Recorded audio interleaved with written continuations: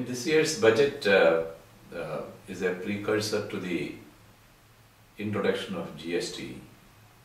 We expect that perhaps it would be fair for the government to look at the some of the alignment which they are required to do with the existing sales tax law, VAT law, and the excise law. They have to begin with rationalizing the exemption. That's what we expect. So perhaps in this budget would witness maybe withdrawal of various excise and service tax exemptions, which is one of the expectation. And also that there are certain unpopular decisions taken in the last budget. One is restricting the availment of Senvat credit to 6 months, and if you forget to take credit within 6 months, you will lose it. This is completely unfair. We hope that this will get addressed too.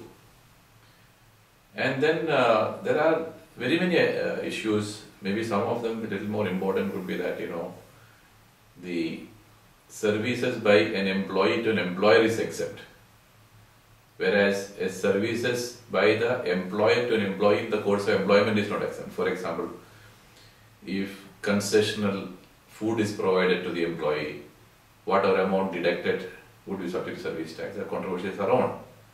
These are unnecessary things, and the government should rise to the occasion and clarify that this is not taxable. And similarly, we also look at some of those controversies regarding branch HO status. The rules say that if you are availing service from the branch outside India, then that would be considered to be two separate legal entities, therefore it would attract service tax on a reverse charge basis. The opposite, when the HO provides service to a branch which is located outside, it says that this is not an export, it is exempted service.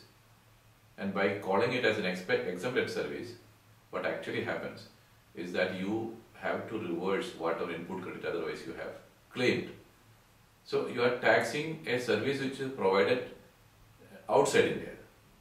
So it is fair for the government to say that two things. One is that a service by an HO to a branch should be exempted, should be considered to be an export of service, as well as those cash transactions, the transaction money such as working capital funding of the branch, etc., those should not come in the purview of service tax. I mean, actually, legally speaking, it will not, but there are confusion on this matter. So this also perhaps could be a breather to the industry in this matter.